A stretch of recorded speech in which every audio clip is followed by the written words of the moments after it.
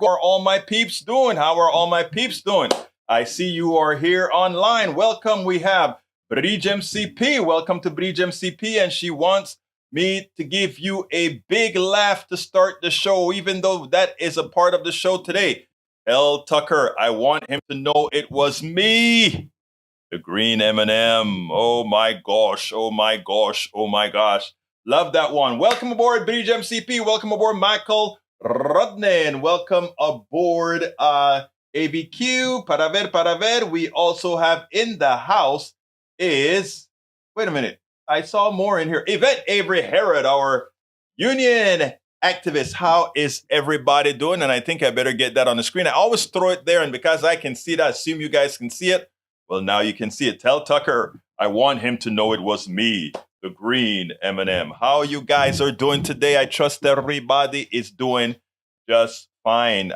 Anyway, folks, today was the first day that I had my show at 6 in the morning. Remember, it's 5 days a week on KPFT. Everything worked except the call-in phones. That didn't work because they had transferred it here. Then we found out a way how we could do it by me seeing the screen that's over there at the studio.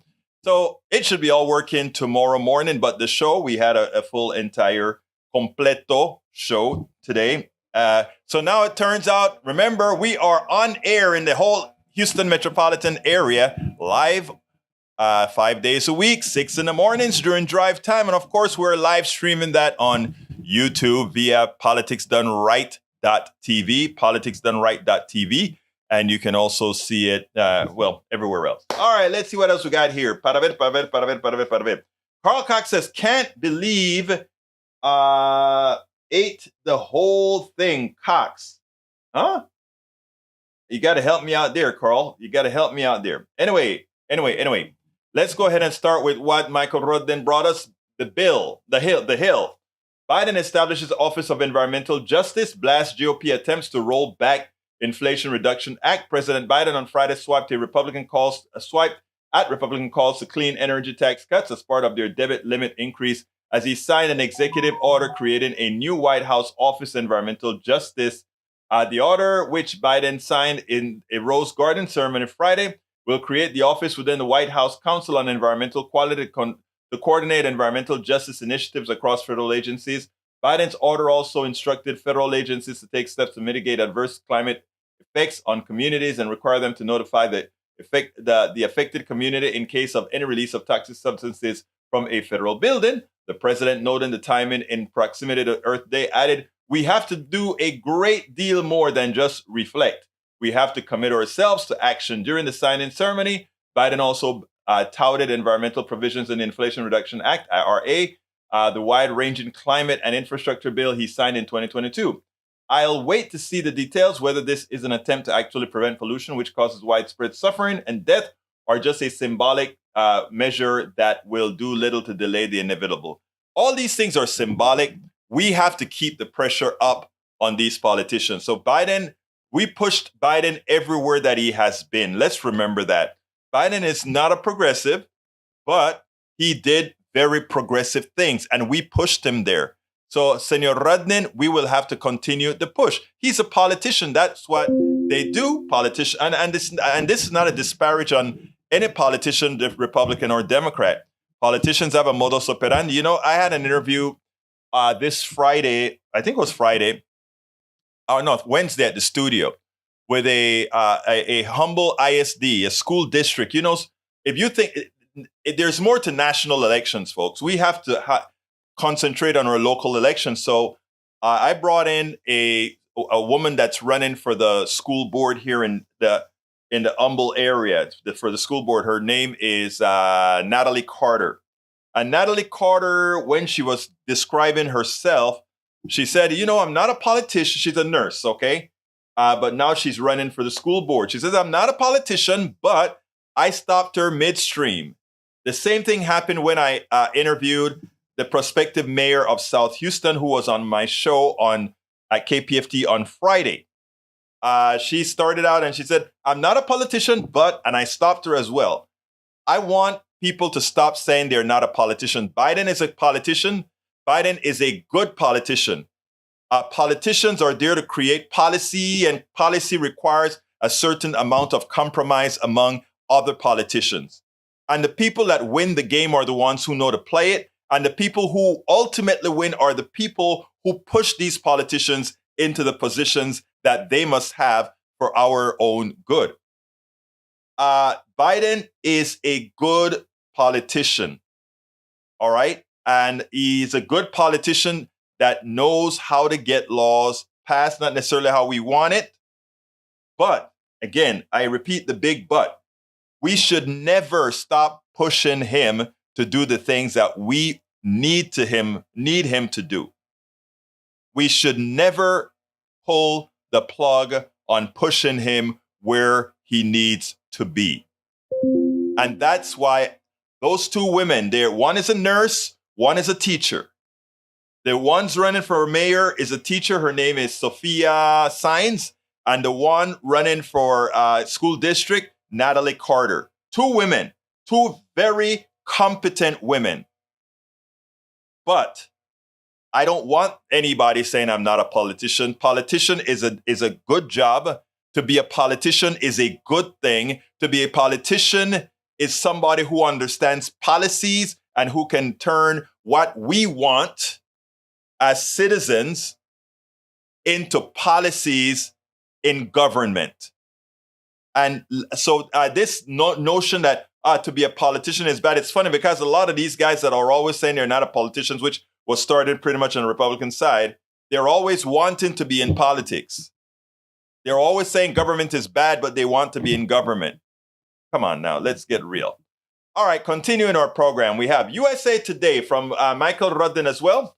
Today, Tucker Carlson leaves Fox News in the wake of Dominion voting lawsuit. I'm not going to read this one because I'm covering this one, Michael, but we'll get into that. Let's see if you have anything custom you want me to say. All right, continuing with the show, we have the YouTube took a while to show up. I don't know what happened. It was fighting with the thing to make sure and get it in, but it's finally there. I have, let's see what else we got. We have here also coming in, Carl Cox is in the house. Welcome, Carl. Eric Hayes is in the house. He says, not just Fox, CNN does it too. CNN anchor Don Lemon tweeted Monday that he's been terminated from the network. CNN said that the network and Lemon have parted ways. Don will forever be a part of the CNN network. And we thank him for his contributions over the last 17 years, CNN said in a statement. We wish him well and will be cheering him on in his future endeavors. You know, that's true.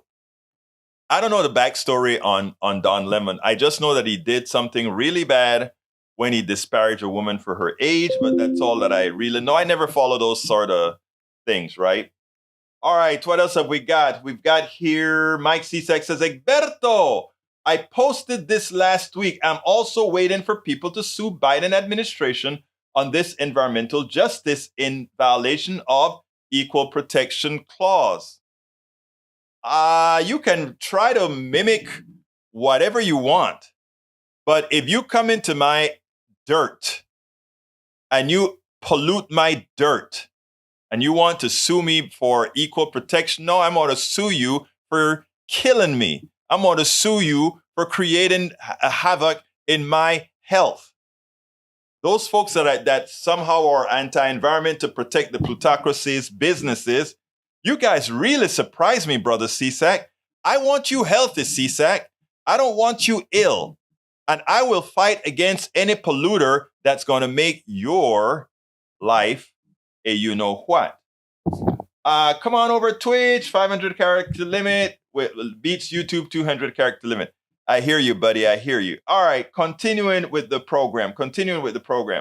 We also have here, don't give a damn about Lemon. He's not damaged our nation. True? That's very true.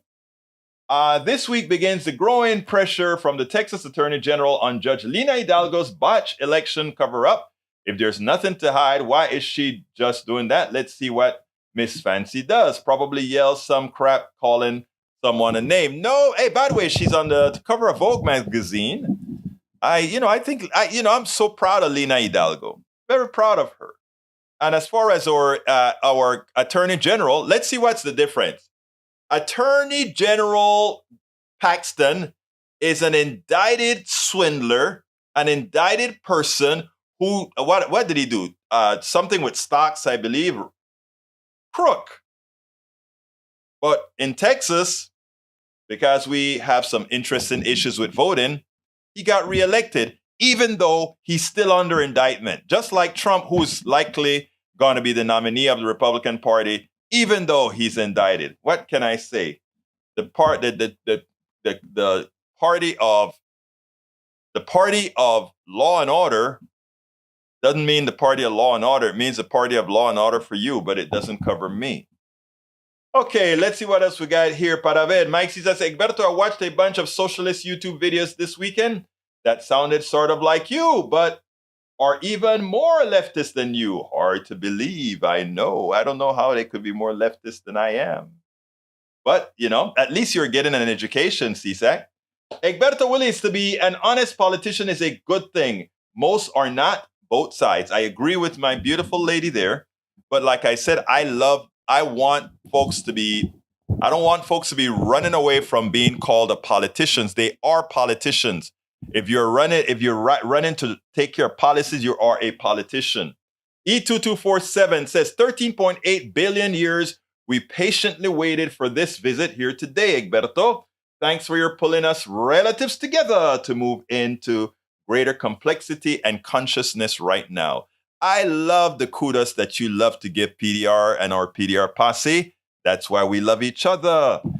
You hear that, CSAC? Even though sometimes you drive us to drink, even though I don't drink.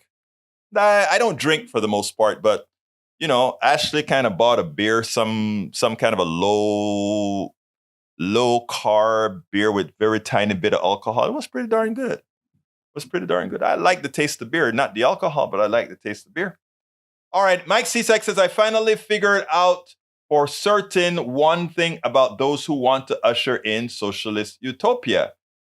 Well, please tell us, Mike Cisak. Please let us know. Michael Rudden says, Mike Cisak, oh yeah, there's a lot of leftists on YouTube. You learn anything by listening to the issues that actually matter? Or did you get pissed off when necessary change was discovered? I think he likes it, Mr. Rudden, but we'll see. All right, let's see what else we have from Mike Cisak says, they're not ignorant, they are completely evil. Well, Mike Cisak, so do you think your good friend here, Egberto Willis, is evil? Do you think the things that I want is evil? What is it that I want that is evil? I would love to know, because I don't want to be considered evil. I want any, just like I had all the other bad things about me extricated. If you can define my evil, sir, I will work on extricating it from my being, because I try to be a better human each time. And that's kind of taken up on Andy Schmuckler's term, a better human story. So I want to be a better human. I always want to be a better human, and I can get better. We all can get better. So let me know, what is it in me, a lefty? What is it that I want that makes me evil, sir? I am waiting. All right, Fox Corporations erased $966 million in market value on Monday after announcing Tucker Carlson would depart Fox News. The split came on 1 week after the company settled a defamation lawsuit with Dominion Voting System. Fox Corporation fell as much as 5% on Monday and erased $962 million in market value after it was announced that Fox News parted ways with Tucker Carlson. But you see, it would have likely dropped a lot more if Tucker Carlson stayed, because there is something big. I believe, this is speculation now, but you don't get rid of your number one attractor of eyeballs unless there's something there.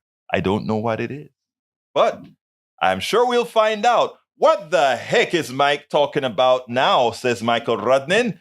You're correct that environmental justice is about equal protections as they are entire communities that are being sacrificed for corporate profits. I'm guessing you're talking about something else entirely.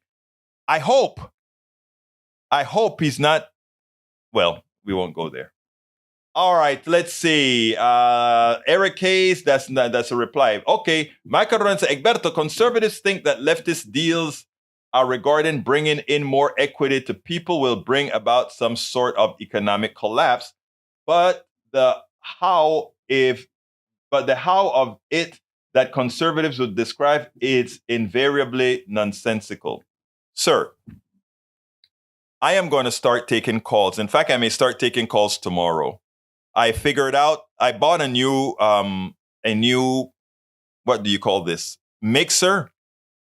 And using a new virtual cable that I purchased, I found an economical way to take calls here. When you want to, you tell me, I'll post the number. I'm still trying to figure out what number I will use. I'll post the number. And you can call and enlighten us with what you're saying, because you're one of us. All right, Eric, people are stupid but did nothing. But I don't understand that one. Okay.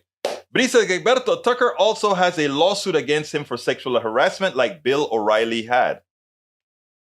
You know, he likes to call women the C words and all of that. Always tit for tat. Eric, kill me. Old news, and he's gone. Keep up. Eric, you know what's funny? And I just heard this on the news just before I came on. Tucker Carlson thought he was doing his show today. They were advertising Tucker Carlson's show today. Tucker Carlson spent the weekend thinking he was coming to do a special interview. And like that, he got canned. Bruce Pollard just joined the fold. He said, I'm here last. Did you open the discussion to your Brooks criticism? No, I did not. That is for my brother Bruce to do. But after I play the first video, Bruce, please feel free to tell, or while we're doing this, to write in a commentary your disagreement with one of the posts that I make. As you know, this is an open forum, and Bruce has access to my website. I told Bruce that if he disagreed with a blog I wrote on David Brooks, and what I suggested, well, he wanted to know how to rebut, and I said, brother, we are an open forum, and you know, you don't have to sit down. We don't agree on everything. None of us here agree on 100% on everything, and I want folks to have that, to know that on this platform there is that freedom. There is that freedom to say whatever you want. No feelings hurt at all, because I've always believed that is how, as a society, we are going to make progress. I think I need to bring in a new video that I want to show, but I can't find it. Bear with me as I think I found it. I think I found it. And good. I think I found it. All right. I think I'm going to do the one with Lindsey Graham first, because the abortion deal. I'm going to do that one first. Well, I think I have it all set up already, so here we go. Let's see, right there. Dana Bash from CNN, State of the Union. She just put Lindsey Graham in his place, appropriately so. Lindsey Graham thinks he can come onto TV and just shout down, especially he has a tendency to like to do it with those on the female side, of course, but shout down. Oh, you need to do this. Well, you know what? It was so good how Dana Bash kept her poise and really handled him well. I want you to check this out, and then we'll take it on the other side. 70% of Americans support limiting abortion when the unborn child can feel pain. 50 of 53 European nations limit abortion at 15 weeks. But my question is it a federal issue or state? Yeah, it's a human rights issue.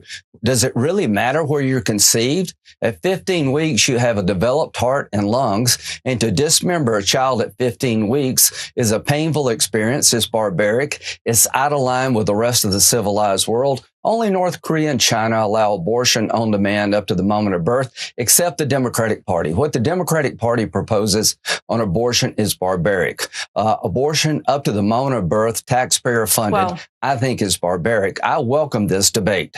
I think the Republican Party will be in good standing to oppose late-term abortion like most of the civilized world. Just for the record, Roe went up to viability, but I just want to button this up. Quit covering for these guys. No. Your media, you keep covering for these guys. They introduced legislation that allowed abortion on demand with taxpayer funded. You paying for it, the taxpayer up to the moment of birth. That was their position in Washington. That's the law they want to pass, and nobody in your business will talk about it. It's barbaric. Senator, I'm not covering for anybody, and you know that. And when I have Democrats on, and I've had Democrats on, report the facts. I have asked all of them about their position on where they believe this issue should be. My question for you, sir,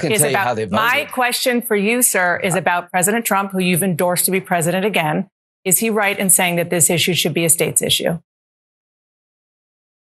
He said yesterday, I think at his speech in Iowa, that he opposes late-term abortion. Here's what I believe, that anybody running for president who has a snowball's chance in hell in the 2024 primary is going to be with me, the American people, and all of Europe saying late-term abortions should be off the table. 70% of the people oppose late-term abortions. I am confident over time, that's where our nominee will be. I am confident that no Democrat will answer the question of when do you draw a line. They never get challenged. And I welcome this debate.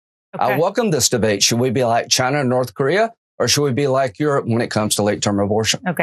They do get challenged.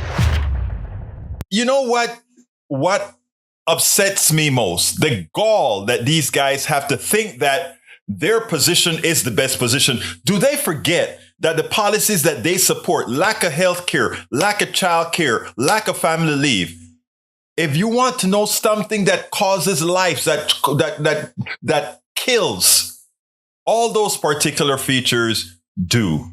Maybe they should remember that. Yes, they should remember that. I always wonder, they care so much. Oh, they cry about the fetus. Oh, what's going on with the dear fetus? All that good stuff. But when it is time to really put policy into action that can really change somebody's life, they're never there. So spare me, Mr. Graham.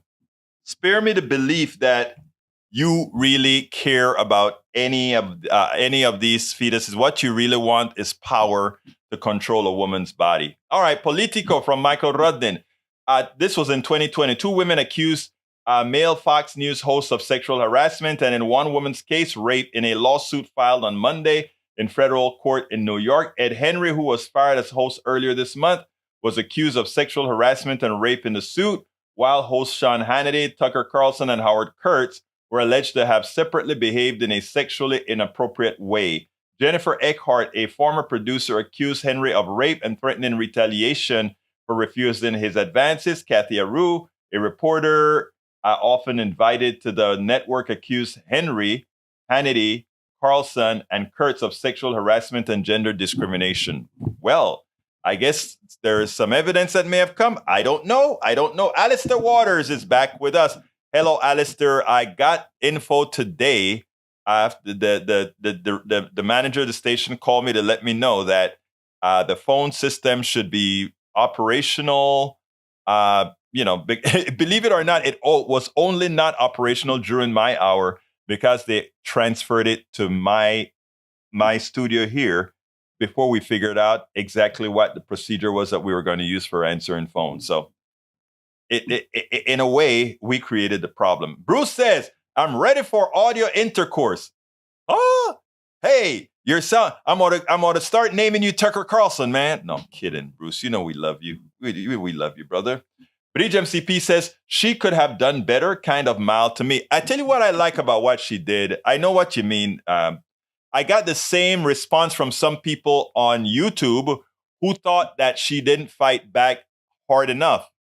I like the way she was matter of fact. One of the things she said, I'm saying this just to correct the record. So she said her stuff, corrected the record, made it seem like he was the overblown Neanderthal. And then secondly, she said, you know that's not true. Or you know that's not what we do. In other words, putting the onus on him. And then just moving on from there. I think sometimes that's more effective than going into a shouting match where it gives him fuel to keep going and going and going. My humble opinion, but maybe not. Who knows? Mike, welcome to Politics Done Right. Rudnin says, when does a fetus start to feel pain? 26 weeks. That is from Wikipedia. Usually, if it's good source, great. All right, Tom C. Anytime I see Tom C. starts limericks, you know I've got to read it because he's darn good at it. So here we go.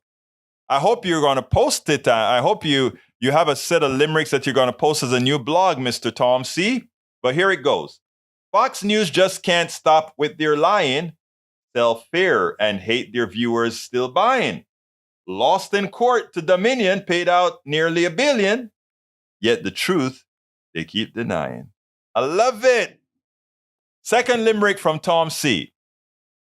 From DeSantis flows like a firehouse. No. Let's start again. I want to make it right. From DeSantis flow lies like a fire hose. His nose grows longer than Pinocchio's, with a personality that's wooden, and his fingers in the pudding. At least he doesn't eat pizza with his toes. I don't think I did that sufficiently justice because we got to get the hose and the toes. Let's go again. From DeSantis flows like, come on, Egberto, do it right. From DeSantis flow lies like a hose. All right, I'm going to get it right this time. From DeSantis flow lies like a fire hose. His nose grows longer than Pinocchio's, with a personality that's wooden and his fingers in the pudding. At least he doesn't eat pizza with his toes. Oh man, that one is good. Both of them are good, but I like that. All right. But he says, such liars, views on abortions by religious affiliations 2022. About 3/4 of white evangelical Protestants, 74%, think abortion should be illegal in all or most cases. By contrast, 84% of religiously unaffiliated Americans say abortion should be legal in all or most cases, as do 66% of black Protestants, 60% of white Protestants who are not evangelical, and 56% of Catholics. Carl Cox says Lindsey Graham, as always, is lying sack of horse manure. And of course, Michael says, I don't mind the idea that abortion should be limited until a fetus starts to react to pain stimulus. Again, when does a fetus start reacting to external stimulus? 26 weeks. What percentage of abortions happen before 26 weeks? Very, very few. Remember, that's 6 months and 2 weeks, right? All right, Daniel Edo says, Egberto, the humanist that endorses killing humans. Wow. No, that is assuming that I think a conglomeration of cells is a human being. I don't. When I cut my hand or a piece of flesh gets cut off of me, that has all the structures, the DNA, to create a new Egberto. So when I get rid of a piece of skin that's not completely dead, am I killing another human being? You see, these things kind of get silly when you get deep into the science. Problem is too many people are not willing to go deep into the science, right? That's the issue. All right, we also have Freya Elizabeth. Welcome to Politics Done Right. Let's see. We also have Alistair Waters. Eric Hayes says, that's a reply to somebody. Okay, Bruce Pollard says, the debate I would like to have is Egberto's criticism of David Brooks' article comparing democracy in the U.S. to other places. I think capitalism will exist in democratic countries, The dynamic version we have makes space for the middle class, my thought, and supports education for some, maybe not all. Each point in Brooks' article shows how things in dynamic capitalism have a chance. I don't think it's capitalism, but rather selfish politicians who have fallen to abusing the power granted to them by voters. You know, when you write it that way, it's hard to disagree with anything that you say there, right? But the mere fact that capitalism gives, how should I put it?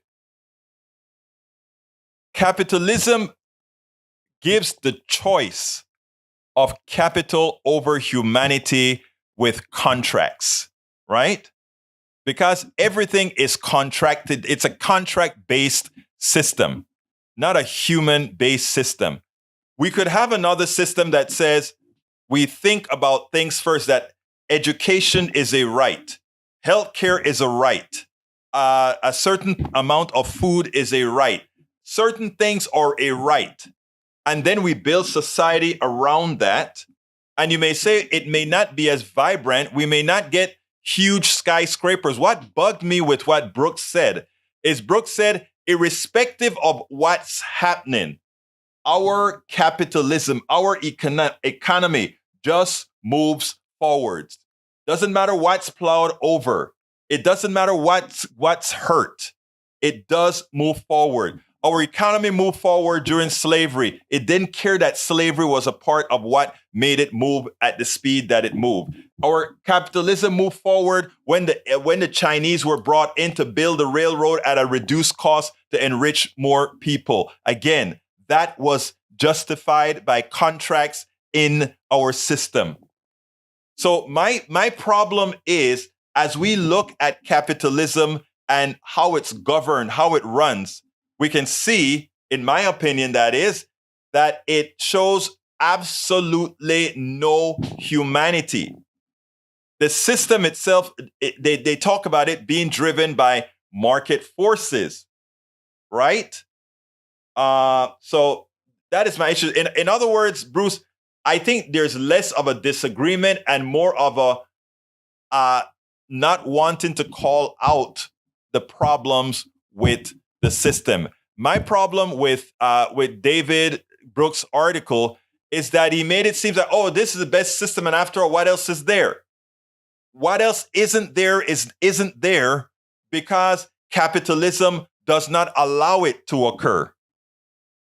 It doesn't allow it to occur.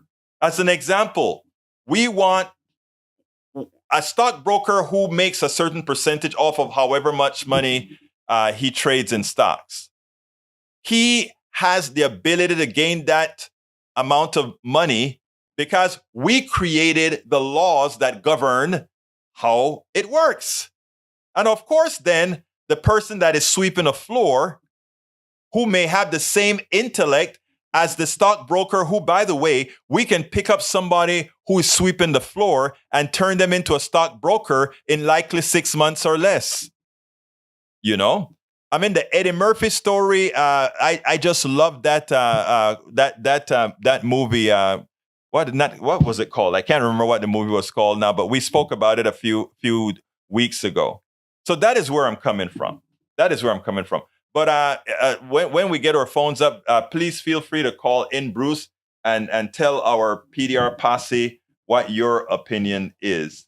And by the way, the other thing is that there's no relationship between capitalism and democracy. Even though that's how it is sold that way to make people in a democratic republic believe that capitalism is a necessary economic system to govern that republic. My contention is capitalism is the least of the systems for a democracy because capitalism isn't democratic. It is completely whoever have capital, however they got that capital. Vis-a-vis, the big wealthy families in America today didn't earn their wealth. They stole their wealth from the lands that they had in West Texas that they stole from the Indians. From all of this is generational wealth. None of, again, but they have capital, so capitalism will work for them. All right. Let's see. Michael says capitalism and democracy are two separate spheres, economics and politics. When you try to combine capitalism and democracy, you end up with a plutocracy. Capitalism erodes democracy by removing power from the people while leveraging power of the money class. And that's exactly what we see happening. Daniel Edo says, what you believe, Egberto, has no relevance to truth. You support killing humans. Even more disgusting is you want women to be able to kill the youngest of children. Yet if they reach a certain age, you will allow them to live. You swim in lies and evil. I feel sorry for you. Actually, no, sir. That statement that you just made is your own creation, right? That's your creation. My only thing is that women have control over their bodies. Women have control over the cells that they allow to move on from their bodies. Women, I can't do it. Women, all right? If I have a daughter, I would ask my daughter to be responsible in her relationships, and thank God she had been responsible in her relationships, that things like abortions never came into the picture. But I would dare not tell a woman what she should be doing with her body. I'm sorry, it's not my job. I'm not qualified to do that. It shouldn't be me at all. So, I mean, those are the things that people need to get right. Carl Cox says, Eric Hayes, America practices crony capitalism where the mega rich corporations decide what laws are passed. And we have Bruce Pollard who says, tell me what system does not have the tribal features we hate. Trade in Places. Trade in Places. Thanks for reminding me. That's the movie. My answer to that is it's two faceted, right? There are some economic systems that are good hybrids like we have in the Scandinavian countries, but even that's not what I want to talk about, because Scandinavian countries still have a capitalism where a stockbroker makes more money than, let's say, a doctor. All right. And I think if we evaluate people's value to society, I don't see how a doctor compared to a stockbroker, I don't see how an engineer compared to a stockbroker, how we can value more to that stockbroker than an engineer. And the same goes with a lot of other things, actors, things like that. In other words, if you can build something for society while somebody else can't, well, it's not that they can't, while somebody hasn't or doesn't, right? How can you try to make it that that person should have more capital of which they can do things? I find it ironic that venture capitalists don't have to know anything about sciences, and the scientists created the engineers and the technicians that create use the science to create things that these guys fund, and these guys who fund it make more money, and they don't have a stone hell in being able to create anything. It just boggles the mind. It boggles the mind that you can have an economic system that does that. And again, the reason it does that is that's a system that a few people created to benefit themselves, right? Our founding fathers, they could go to war and all of that, but the people who did a whole lot of the work, again, was what we know. So we have to be clear-sighted on these issues. We have to be, in my humble opinion. All right, Eric says, Egberto, you got money from stocks just like the stockbroker. Again, here's the difference, okay? Here's the difference. The stockbroker makes money going up or down in the stock market. I did make, in the times that I used to make money, right? I invented quite a few things with my software. You can look it up. And I profited from my software. I gave you guys a story about feeling like there were times that I felt I profited too much, right? And one of the reasons why I never worried about paying taxes was because of that. There are hundreds of tax breaks that I didn't take because it just felt dirty. And you can ask my wife about that. Sometimes she used to think like, why the hell don't you do it? Everybody else is doing it. I'm like, no, man, stuff was good. So no, I never abused these systems like these folks do. And it's not about, you did that. Even if I did that, if I've come to the resolution that I was wrong, or if I've come to the conclusion that it is just the wrong thing to do, then it's the wrong thing to do, whether I had done it before or not. That's not the issue. If it's wrong, it's wrong. All right, let's continue, my brothers and sisters. Eric K says, hi, Carl. Oh, well, that's conversation. Eric K says, so Egberto, the capital you gained via the market was stolen by you. Remember what I say all the time. We always say we make, you put some money in a bank and you say, I am smart. I make my money work for me. To which I answer to all of you, it's a system, right? And we play by the rules that we have. But don't ever sit down and put your money into a stock or something and say you make your money work for you. Somebody else is doing the work and you are getting a piece of their labor. Everybody does not have the opportunity to do that. Bridge MCP says, Egberto Willis, DL, someone who is white male and cannot become pregnant. He has no say at all. And I agree. And by the way, someone who is black male and can't get pregnant shouldn't have a word either. That's me. So no, I don't. All right, Daniel says, how many of your grandchildren will you allow before you say enough? Oh, Lord. Eric Hayes says, Carl Cox, you two can trade capital to try. Not again, no, Eric, not everybody can. All right. Michael Ryan says, Egberto, from the Motley Fool, 27% of the ultra wealthy are self-made. It defined them as people with a middle class or poor upbringing and no inheritance. 46% have a head start. Almost half the super rich people surveyed either had some inherited wealth or an affluent upbringing. 28% have legacy wealth. People with both an affluent background and inherited money. And here's the other thing that particular survey, I haven't read the article, but here's the other thing. We are not a meritocracy. We have to be chosen. Let me give an example, and I'll use myself as an example just to show that I'm not trying to be, out doing anything. I created this product called ComDRV. I made the serial port do magic that it wasn't supposed to do on a PC in the days when serial ports were the things to do. And here's the kicker. When I say it's not a meritocracy, did I know what I was doing? Yes. Did I invent something that was practical and that really had value? Yes. Did anybody else develop something similar of similar caliber? Yes. But I was chosen. And every time I'm about to get a big head about that thing that I invented, I recalled that, okay, I did it. ComDRV, I came out first with it. But soon thereafter, Greenleaf Software, I think they were out of Dallas, did it. And then there was, I don't remember the other name of the other software packages that did it. But Boeing chose my software. Texaco chose my software, was chosen. It wasn't like I was more meritorious than these other guys. Okay?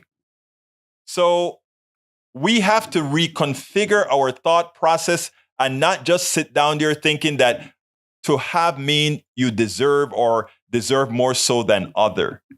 I go to when my daughter got honored at her church recently, and I went there and I heard some of the best singing I've ever heard. And on Spotify, sometimes I hear some of the worst good singing I've ever heard. But they got chosen. The few people in church didn't. It's not a meritocracy. And when we learn that it's not a meritocracy, we'll probably have a bit more compassion with our brothers and sisters when we say certain things, right? We'll probably have a bit more compassion. Continuing with let's see. Bring overly tax in the same thing as Egberto saying the brokers do nothing and take things. That's what they do. All right, let's see what else we got here. Mike Cisak says to Daniel Ado, I need to send you a bunch of links to these socialist YouTubes. These socialists want to break down capitalism, the family, individual rights to cause chaos so they can offer their Marxist utopia. I would like you to tell me what policies that I have, I'm still waiting, that will somehow destroy the family instead of enhancing the family. I know all the policies I talk about enhances families, but the Powell memo is great at convincing people who are easily convinced, you know? Carl Cox says, every case, the stock market and commodities market are rigged. The Great Depression proves it. But it's not only that. The mere fact that Silicon Valley Bank went down is another good example. But, you know, what can I say? Michael Rennie says, stockbrokers make money from commissions from every trade. Investors only profit by gambling on the idea that the company they are investing in will do better in the future. The stock market is the rich man's casino. Exactly right. And by the way, the stocks have no relationship to the liquidative value of a company. And if the more people see that, payback, Egberto, you owe society, right? Yes, I owe society. Guess what I'm doing? Guess what I'm doing right now? I'm paying back society. I can't pay them back in cash. I don't have it, but I can pay back in what I'm promoting here. I can pay back in making sure we have an informed audience, not just here, but all over, by giving a perspective that is diametrically opposed to the lies that are given to us that we've learned in school, that we've learned in business school and elsewhere, right? So no, I'm paying it back. I'm paying it forward. All right, let's see. Eric A says, there is no difference, period. You made money off the market. There's a big difference, huge difference. And you should know it. As an accountant, you should know it. I'm not going to even try to explain it. As an accountant, you should know it, sir. Paul Fleming says he's checking in late. Michael Ryan says, yep, making money work for you is a euphemism for taking a piece of someone else's labor. Of course. There's a difference. When the stock market goes up, most of the money in the form of dividends goes to the mega rich. That is true. When it goes down, the bottom 99% lose money. And not only do they lose money when these companies try to recover by laying people off on the corporations, etc. It's a whole big circle. All right, Paul Fleming says, you can't put the fascist toothpaste back into the authoritarian tube. That is funny. Carl from WAPO, Americans saw wealth plummet 40% in 2007 to 2010. Federal Reserve says, yeah. Bruce Pollard said, so how does Brooks' thesis require what you don't like? Most of those things are true in all forms of capitalism, not the UF form, dynamic capitalism. Brooks' thesis, what US form has some benefits over other forms. Yours is still present forms of capitalism falls as it. Actually, let me tell you, no. And that's where I disagree. Let's look at the capitalism in the Scandinavian countries. That we are more dynamic in that we have been more profitable in the aggregate does not make it better than a Scandinavia whose profit margins are lower, but whose people are happier because in that set system, you don't lose a home. You don't lose your wealth because of healthcare. You don't lose your ability to enjoy life because you have inherent childcare. You have family leave. All those things are a part of life. Our form of capitalism discounts that. And because it has a larger numerical value, we see it as better because our capital is greater. But I say that he is wrong because he disregards that increase in value doesn't affect 80% of Americans. It goes to the top 0.1%, then 1%, then 10%, then 20%, and then the 80% get next to nothing. When the part that really kind of pissed me off with his statement was, hey, by the way, when Piketty came out with his to show what wealth disparity and income inequality was doing, he says, oh, as soon as Piketty comes out, oh, yes, I have another video to play. And I got time to play it. As soon as Piketty thing came out, the inequality started to not be as big. Oh, wow, it reduced by... I thought it was a very disingenuous article. Anyway, I want to set this one up. If you want to understand the right wing, understand how it got started, understand why, and understand the evil behind it. And why is it that folks, good people like Mike Cisak can fall for it? But check it out. Frank Schaeffer, whose father was one of the instantiator of the right wing, explains. They are practically salivating over taking away even more freedoms, emboldened by the hyper-conservative court that made their Roe-ending dreams come true. Joining me now is Frank Schaeffer, author of Why I Am an Atheist Who Believes in God. And Frank, the good news today, sort of temporary good news, that we will not see a nationwide ban on mifepristone is good. But I think a lot of people are still nervous because this is still what really reads like a Christian nationalist court. What do you make of it all today? My father, Francis Schaeffer, was really the grandfather of the whole anti-abortion movement in terms of evangelicals that morphed into the Christian nationalist movement that has taken over the Republican Party, that does everything from keeping guns on our streets, because this is the backbone of the NRA, to closing abortion clinics. And now we have a ruling that has just been stayed, as it were, to try to ban what is known commonly as the abortion pill. These are not legal rulings. This is political machination and planning by the hardcore Christian nationalists in the GOP, using people like Judge and Alito, and Thomas. And it has nothing to do with our traditions of law or the separation of church and state. When you look at someone like Amy Coney Barrett and the people around her, you have to understand that the only reason they were appointed was because they were on a checklist provided by the Federalist Society to Donald Trump as the condition of him getting elected. People like Billy Graham's son, Franklin Graham, who I grew up with and knew when my dad was a big time evangelist as well, made a deal with Trump and said, you will have our support if you promise to appoint these judges. Well, now we are seeing the result. None of this is to do with the law. This is to do with a judicial coup against our democracy. These people are authoritarian. They fear democracy. They want to overturn elections.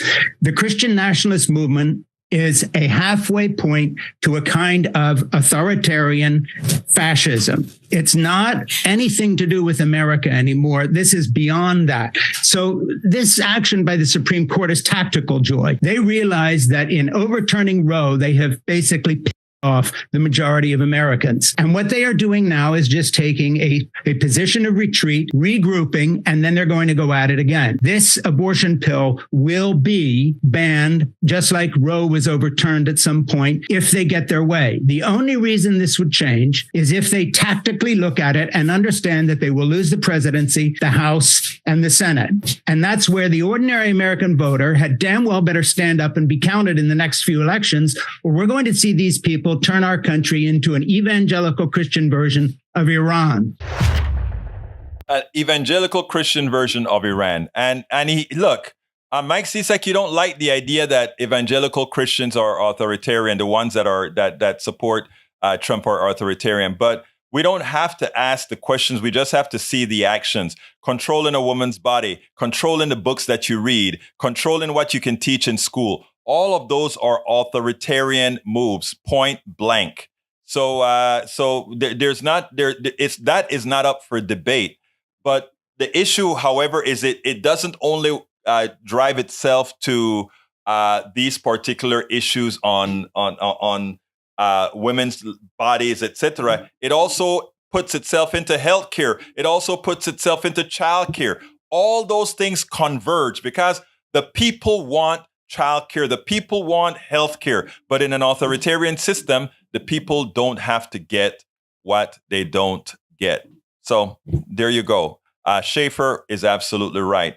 Brother Bruce. Okay, then, so you don't need to surrender, Bruce. That's not what it's all about. What I'm trying to say, however, is that this is not about, this debate is about, when it comes to capital. Well, I tell you what, we are out of time. But let's go ahead and do continue talking about this at another time, tomorrow or anytime anybody wants to talk about it. Bring your list. my thing is this, and I got to get out of here because it's 4:00. But my thing is this: there is no reason to just hate an economic system for the sake of hating it, or because all systems have problems. And I am not asking for us to create some system that's already in existence that is perfect or anything like that. What I'm saying is any system that is predicated on capital, like we are now, it's built incorrectly. The first question that's always asked is, whenever we try to do anything in our economic system, how does it affect business? That should never have been the first question. The first question should always be, how does it affect humanity? How does it make your life better? And that's not what we see. And it's not about selfishness and all of that, because capitalism is inherently selfish. It says we only care about that which maximizes profit. That is the definition. The efficient allocation of resources among some of its bullet points. And, for humanity, the efficient allocation of resources are not always the best, or does not always have the best outcomes. And how do we know? We're living it. My name is Egberto Willies. This is Politics Done Right. And if you have any ideas, questions, complaints, please send it to info@politicsdoneright.com. Again, my name is Egberto Willies. This is Politics Done Right. And you guys know how I end this baby. I am what? Out. We spend a lot of time deconstructing the news, trying to parse it into a form that everybody can understand. We try to find those little nitpicks where it flies above the fray, etc. If you really like these videos that we do, I want to ask a big favor. Please go ahead. Number 1, subscribe to our channel. And number 2, please join if you can. Thank you so kindly for watching. Keep watching. Please remember to share. We must populate the entire internet with our progressive message, a message that we know is what most Americans say that they want. So help us, please.